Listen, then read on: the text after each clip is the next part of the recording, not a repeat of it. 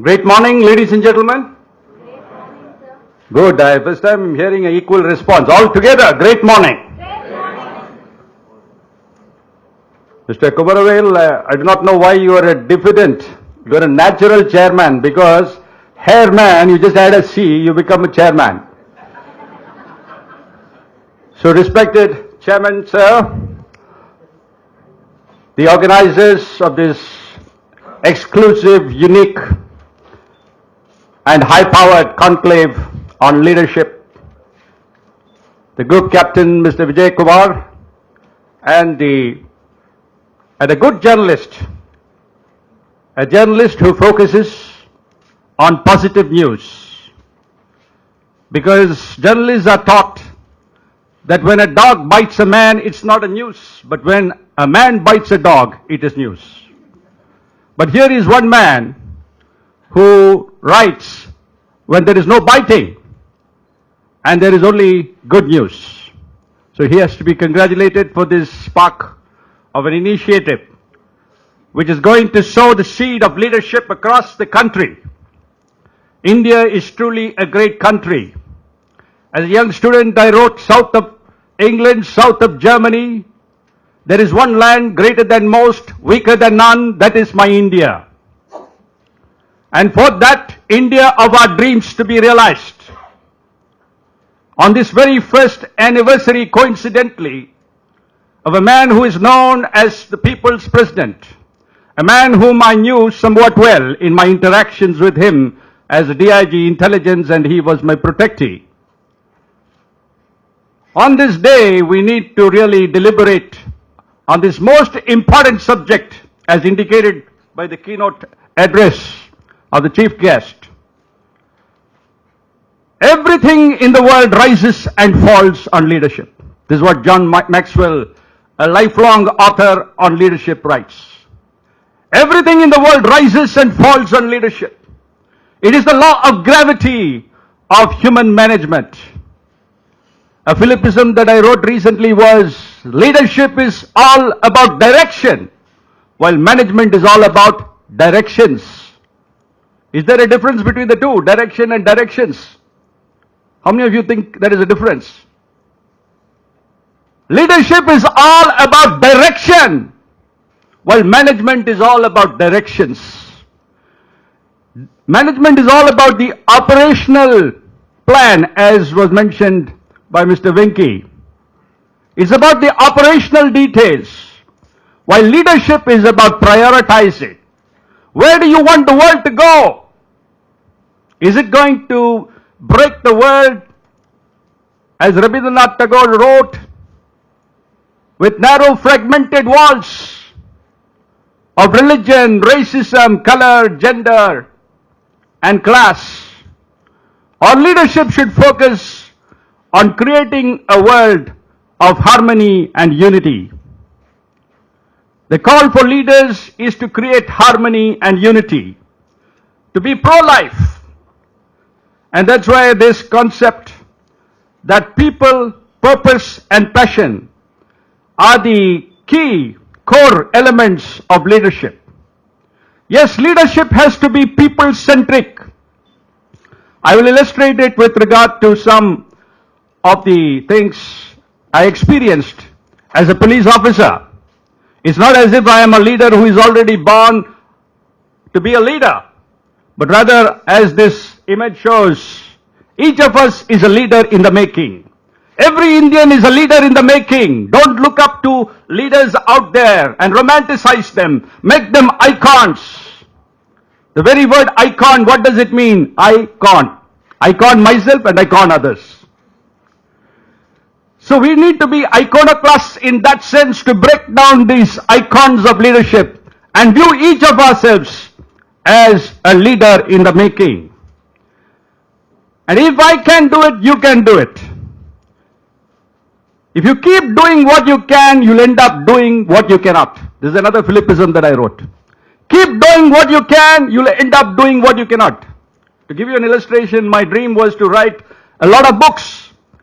So some 6 years ago, I said, let me write one page every day for the rest of my life, assuming that I'm going to live for 10,000 days, 10,000 pages, which will translate into some 100 plus books. And already I have covered now something like 2,000 pages in the last 6 years. So a leader is somebody who attempts to do the impossible in terms of possible steps. What a leader does, he translates the timeless values and principles which are present in all nations, all organizations, which is incipient in every human being. He translates those principles into habits, and those habits will turn into achievements of transformation of human nature. So basically the clay, we are dealing with clay as shown in this picture, and that has to be molded. Leadership is about molding people. Leadership is not something that you do to people, but it is what you do for people and with people. It is not a one-man affair, but it is a team affair. As the word team suggests, the principle together everyone achieves more. It is said one donkey can pull 1 ton, but you put together 2 donkeys, it can pull 21 tons. That is the synergy that leadership produces. It is not a scientist working alone in a laboratory trying to create an invention to change the quality of life of human beings, but it is people working together. So as a police officer, when I joined, I found that the police job is awesome in terms of responsibility, but in terms of the odds against police, it is huge. You have 1 policeman for every 1,000 citizens in a country like India. In, say, developed countries of Europe and others, it translates into 1:500. Even then, it is quite a huge odds of a policeman trying to prevent crime, because any one of these 500 or 1,000 decide to commit an act of terror, which is now so frequent. Today in Japan, one young guy has decided to kill 450 disabled people for whom he was caring in a facility a few months ago, and he has succeeded in killing 19. So some people are determining success in terms of the number of people they can kill. And that's where leadership is the most vital thing that we need today for the future of humanity. It is not just for progress, but for the preservation of the species. Leadership is highly critical, and leadership has to be people-centric. Next. Yep. So James Yen, one of the pioneers of a public literacy campaign in China, due to persecution, he fled and he moved to Philippines and led a highly successful literacy campaign. And this is the credo which has guided me from my early years, as it has guided people like M.K. Gandhi. Go to the people, live among them, learn from them, love them, serve them, plan with them, start with what they know, build on what they have. It is not a showcase, but a system pattern. It's not relief, but release. Leadership is not just to demonstrate something on the outer, but it's to create a deep inner change in the attitudes of people. Leadership is about that 1% change in attitudes that creates 100% change in results. A 1% change in attitudes that creates 100% change in results. See, we judge people by performance, but before performance, the person, the essence of the person is what is count. So I wrote a paper on leadership which guided me for the last many years, which is coincidentally based on the initials IPS.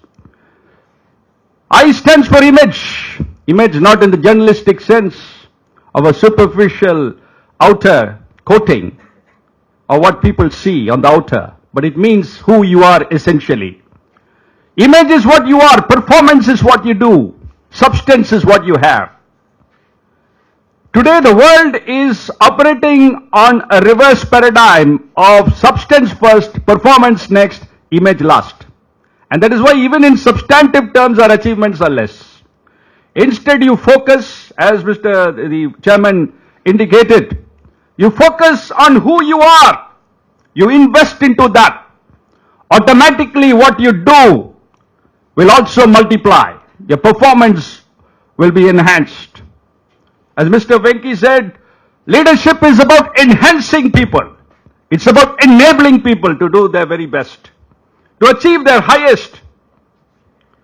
And automatically when you do better, you have more also. Jim Rohn also summed up what he said, the President Quincy's quote of 150 years ago. He summed it up more cryptically. He said, be more, do more, have more. Leadership is about enabling people to be more. If you're a journalist, don't just be a journalist, be a social reformer.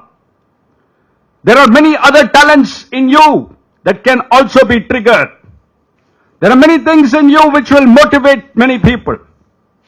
If you are an army officer, don't just remain an army officer.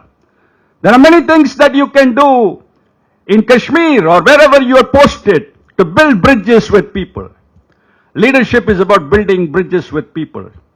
So I found the police was then as now in most parts of the world. You see, recently in Dallas, 5 police officers were shot dead. Innocent because they were doing their duty. And they had no idea that morning when they left their home and kissed their wives or their family goodbye that that would be their final farewell. And that they would return a bloodied mess. Leadership is an amalgam of many things. You cannot precisely put your finger and say this is the formula to create great leaders. You can always say that these are the things that create bad leaders. But what are the things that create good leaders? You cannot put it into a formula. But having a purpose, to be driven by a purpose, that is key. Apart from being people-centric, I said, why does the police exist? The police exists for the sake of the people. If police exists for the sake of the people, why should the people fear and hate the police? It becomes dysfunctional or it weakens the police from performing to its best, and it weakens the people in all professions from doing their best because they lack a sense of security. And therefore, Friends of Police became my dream to build these bridges between people and police. The genesis of it, in order to drive it into your deep memories, I need to take you back to May 21st, 1991. On that gory night, when I was walking 3 feet ahead of the former Prime Minister, the John F. Kennedy of India, Sri Rajiv Gandhi, walked 18 feet down a red carpet. And as he was receiving shawls and greetings from the people whom we had checked and lined up along the edge of that red carpet, at one point he stopped to listen to a young girl dressed in white who was unusually reading a poem written in Hindi, a Tamil girl who had written a poem in Hindi in praise of him. I thought he would not stop. I took one more step, turned right, I didn't see him because a large number of women, including the girl's mother, had been beckoned and they had surrounded the former Prime Minister. At that time, a massive blast took place. I was thrown in the air and fell momentarily unconscious at the feet of the mangled remains of Rajiv Gandhi. Thereafter I said, even if I'm going to bleed to death, with my professional pride, I said I'm not going to call anybody as I could have. There were people who were bystanders looking around. But I didn't call anybody. But one inspector whom I had upbraided in the afternoon for some indiscipline on the part of his men, for smoking as my jeep was passing as a ASP jeep. That man remembered me and he came and picked me up. And he put me in the back of a jalopy of a jeep because my own jeep driver, fearing consequences, had fled. And at that time the inspector had to return to go and rescue scores of people who are lying injured. So he left me alone on the back of that jeep. But suddenly I found a young boy with a torn shirt cradling my head in his lap. And he was giving me drops of water because I was already lying there half an hour in that open ground with bleeding wounds from multiple pellets which still exist in different parts of my body.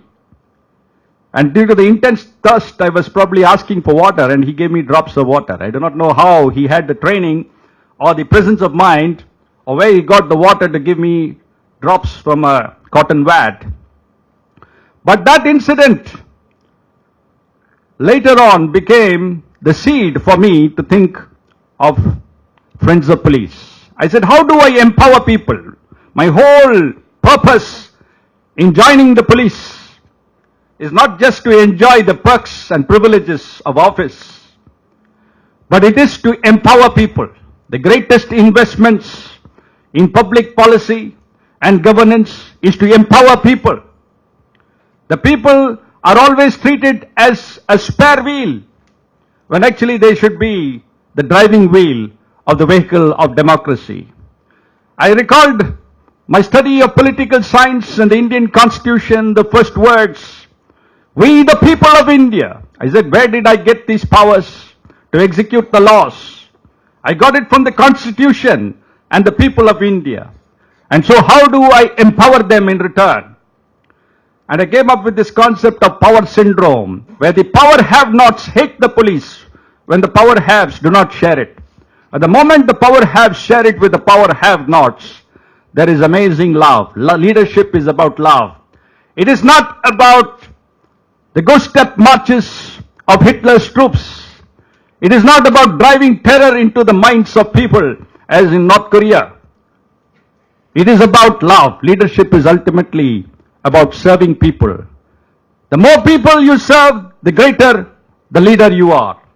So as a leader in the making, discover what is the greater purpose in your life, which will make you passionate and which will also enable you to impassion and empower large numbers of people. The larger the number, the greater the cause, and the greater the leader you become. And so I talked about this in various Rotary clubs and other fora, and it was immediately welcomed. And then in the presence at the time as a young SP, the present Chief Minister used to first listen to young SPs for their suggestions. So I read out a paper of the cost-benefit analysis of the Friends of Police movement, and I requested her, Madam, you're not only a friend of the police, but you're a friend of the people. I request you to extend this movement to the whole state of Tamil Nadu. And with that historic geo issued on that day, the movement still continues. And it became planted soon after the internet came into being as an international, the only available international blueprint for community policing on the net. I did not even know about the internet at that time, but I had sent out my articles to community policing leaders across the world. Community policing by that time had become a buzzword in the United States, Japan, and other cities like Singapore. But that is not very precise. Even after 10, 20 years of running community policing programs, 1/3 of the police did not fully understand what is community policing. But Friends of Police makes it crystal clear. When I asked an ordinary fisherman who lives under the shadow of the Pamban Bridge connecting the hometown of the former President Abdul Kalam and mainland India and Ramnad, I asked him, why did you join a matriculate? He said, sir, I want to be a bridge between the police and the people. That metaphor better describes the purpose of community policing and Friends of Police than any criminologist or any professor of any subject. So in order to create solutions, you should not look within your own business, within your own profession. All real world problems are international, interprofessional, and interdisciplinary. And this is what has led me in recent years when I was Commissioner Trichy to ideate and create this concept of Exenomics. Exenomics is basically continual improvement, all-round improvement. It's not only improvement in whatever is your greatest strength, your forte, but it's all-round improvement as a human being, as a professional, as a businessman, as a family person, as a citizen.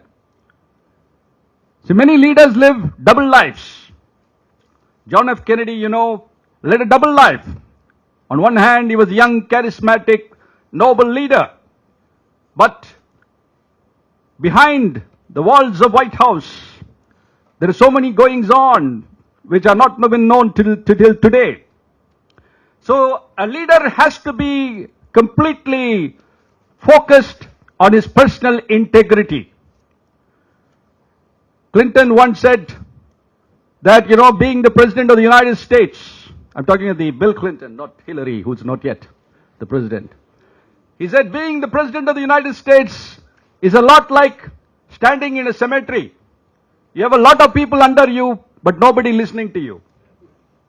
So if you are only a titular leader, if you do not have the moral authority, you would find people are not really listening to you. They will appear to be listening to you. That's why in the police, whether you like the boss or not, you salute. But what is in the heart of the man as he salutes? That is the key. You have to earn the respect of the heart. And that's why Friends of Police is a hearts and mind strategy. Eventually, when the hunt for Veerappan took place, I also suggested it to the then chief of the STF that you need a hearts and mind strategy. And eventually they were able to win over people to the STF who were able to give advice, counsel, as well as specific intelligence about the movements of that brigade, and it led to a successful conclusion of a manhunt that lasted 3 decades across 3 states. So for success in any business, profession, governance, or NGO, what is key is networking with people. Like-minded people. Initially they may not be like-minded, but you need the communication skills. That's why you need to develop communication skills. There are 3 things very important for leadership. You know what they are? What are the 3 very important things for leadership? Please shoot, whatever you like. Passion. Passion. Anything else? Empathy. Listener. But I say it is communication, communication, and communication. You got to be a communicator who listens. Not just to the words of people, but to their feelings. As you are listening, I need to understand your feelings. Whether you are on the same frequency with me. It is not just about being eloquent, but it is having the ability to have your bullets. Your words should be life-giving bullets penetrating the psyche, the heart and spirit of man, where no scalpel can reach. Life-giving bullets. A leader is a person who gives life, not takes life. Of course, in warlike situations, you've had generals like Montgomery and others, Eisenhower, and we have Manekshaw here who had to rise to that occasion. In the police, sometimes in law and order situations, we may be compelled to take life.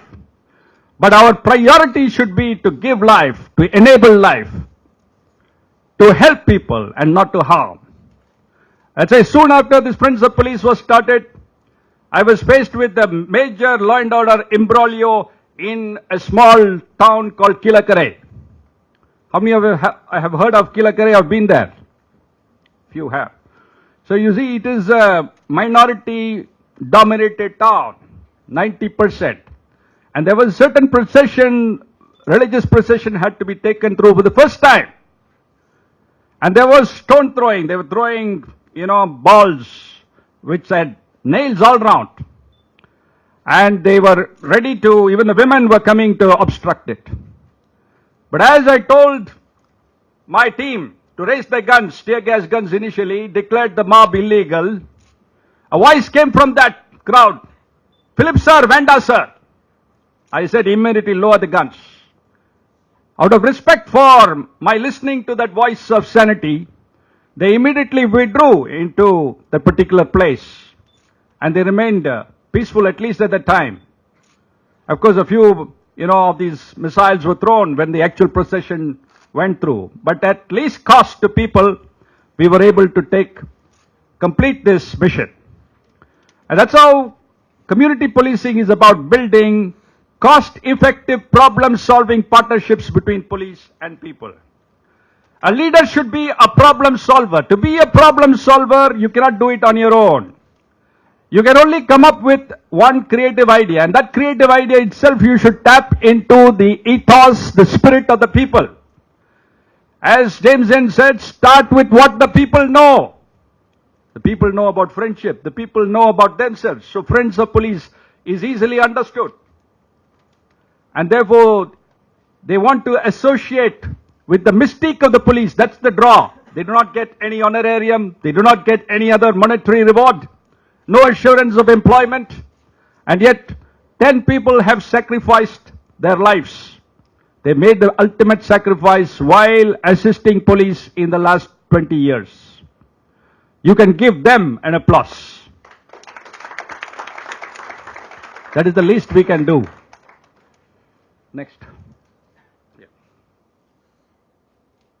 So, for leadership, you need certain moral qualities of courage, whether you're in business, like Mr. Venki was talking about, venturing into new domains. You need the spirit of an Alexander the Great. I'm not afraid of an army of lions led by a sheep. I'm afraid of an army of sheep led by a lion. You need to have lion-like qualities. A leader should be not someone who is caught down by fear, by his own inner voice telling him that you may fail. People may laugh at you. But you have that power of conviction that you go ahead, taking all due precautions. As Abraham Lincoln said, whatever you are, be a good one. We are not talking about bad leaders, destructive leaders, but we are talking about good to great leaders. Each one of us here, and those who are listening on the web, should aim to be a good to great leader. And it is not beyond us. We just need to move out of our comfort zones to our challenge zones. This is a concept that I've coined in management called challenge zone. Move out of comfort zone to challenge zones. The last couple of weeks, I have a trainer coming to me to train me and my daughters and in our home gym. Every day he's pushing me to do a little more. He's enabling me to discover a new nerve, a new muscle. And moving on my own, I would not have moved out of my comfort zone. The moment pain hit, I would have stopped. But here he is pushing me. He knows it is safe to go a little beyond the comfort zone into the challenge zone. So in every area of life, we need to move from the comfort to the challenge zone. In the challenge zone, there are great risks. But a ship is not meant to stay in the harbor. It is meant for the high seas. Each of us is meant for the high seas. When I launched this movement, my father-in-law was a builder. He is no more, but he was a great builder. And he very perceptively told me, Prateep, as you do these new things, you will attract a lot of negative attention. He gave me this metaphor. You see, the tallest building in the city, all other buildings will look at it with a sense of insecurity and try to bring it down. That image stuck in my mind, and it is true. Peter Drucker said, innovate or perish. But in India, the truth is innovate and perish. If you innovate, either you will perish or innovation will be made to perish, whichever is earlier. And therefore, you must be willing to face these kind of resistance and risks. So the purpose defines the leadership. The purpose is connected with what I call precognition. The technology of human accomplishment is divided into 3 stages in my view. Precognition, that means before a thing happens, you dream of it. You define the purpose and you write down specific goals. Steps by which you will achieve that dream. Next comes cognition, where you take conscious efforts with the help of teams. You create teams, competent teams. For every weakness of a team member, there should be someone who has the strength to complement and offset that weakness.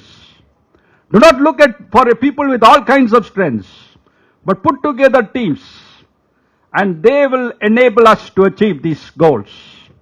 India today is marching ahead with regard to rocket technology because of the existence of such scientific teams in ISRO. In very fields of technology, India is achieving the targets quietly because these technologists and scientists are working quietly below the radar of publicity. And at the same time, we have people who are aiming to stop this progress. And that is why we need every citizen.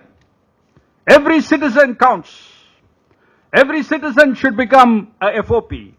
An FOP would enable you not only to be a bridge between police and the people, but it also enables you to achieve all the higher goals of every human being and every citizen. It also means friends of pupils, mentoring students, training them. How many of you have so many excellent talents, but how many of you have spent hours trying to mentor a young student? See, this young student from the University of Madras, he came to me, he wanted to be mentored. I gave him challenging tasks, like preparing presentations, putting together 2,000 Philipisms that I've written over the last 5 years to publish the world's largest single collection of quotes by a single individual. And various other things, so that he will expand, his mind will expand. He came to learn something about economic offences, he learned that. But beyond that, he learned about the lessons of leadership. So it always seems impossible until it is done. When I started it, people said it's impossible to create change in the police department, which is always dealing with negative interventions. The conditioning is negative. The training is negative.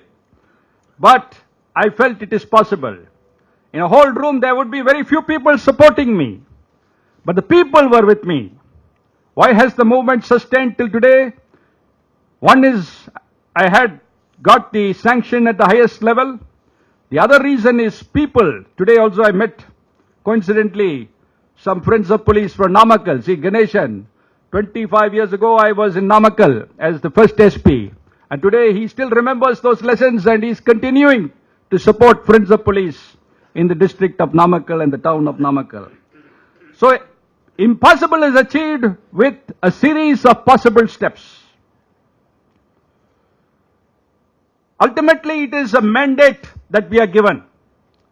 A leader is no ordinary human being. It is a God-given mandate. Like Moses was given a mandate. You must have that sense that it is a sacred mission. It is not just living for our bread and butter to make a living, but it is to fulfill the very purpose why we are created. Each of us are called to set free somebody from either fear, lack of confidence, from failure, from distress, and so on. It is not possible to be in favor of justice for some people and not be in favor of justice for all people. This is one of the things that led me to create this concept and movement called social justice tea parties. I was posted as IG social justice some 7 years ago as IG.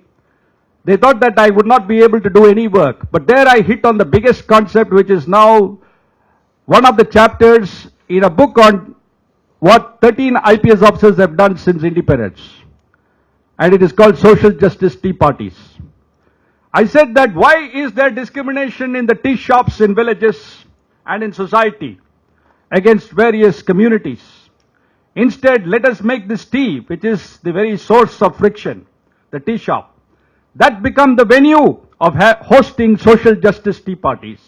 So at a cost of 3 rupees for a tea and biscuits, more than 1 million people attended thousands of tea parties, some 40,000 villages, including hamlets, conducted the social justice tea parties. And it had a ripple effect in terms of creating awareness about social justice.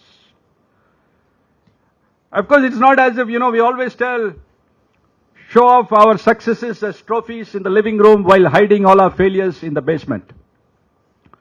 So we need to always know that every successful leader has left behind him a trail of failures. Abraham Lincoln had lost 18 elections before eventually he won the most significant election, which changed the history of that continent. So we need to be persistent about whatever we are doing. And we will not be persistent unless we are passionate. And here we need to enjoy what we are doing. I enjoy speaking. I enjoy training. I enjoy empowering and inspiring youngsters and others. It should be something that you enjoy. It should not be a strain on you. It should not be a burden. It should come out naturally. That is passion. It's a natural flow from you, as natural as the oxygen that you breathe. So as I said, there will always be a resistance. But we need to have the inner power to overcome the resistance. Even in introducing new technological innovation, there is resistance in the market. If you see the movie of Steve Jobs, when he brings the new unique motherboard that had never been done before, the distributor refuses to accept it. And it requires a lot of quiet persuasion for the distributor to send it around and find that the market accepts it. So if you judge people, you have no time to love them. We judge ourselves by our potential and judge others by their performance. We need to revise that, and we need to look at the potential of people. The potential of Indians is tremendous. 1.3 billion people can transform this nation and the world. Every one of us should stand for peace and progress, not just of India, not to boast that we are a superpower, but that the world is better off. Each one should work in the area where we are. If you are a mother, be a better mother. Inspire these ideas in your children. If you are a teacher, don't be modest about your profession. It is a noble profession. It is said a good teacher informs, a great teacher inspires. Look at the number of human lives that are passing through your fingers. Look at the amazing potential you can, tap if you just spark off change in one individual who may be the Gandhi of our times, who will be able to withstand the amazing pressures of the current environment. There is no limit to the possibilities of human leadership. And therefore, I once again congratulate the MMA and the weekend leader for having organized this conclave. I would ask you also to look at another concept of mine, which is a thought process. You also need to be a thought leader, EQ thinking. The entire Tirukural I have condensed, which means any thought process around the world, I've condensed to just two phrases: be at it, beat it. I leave you with this thought.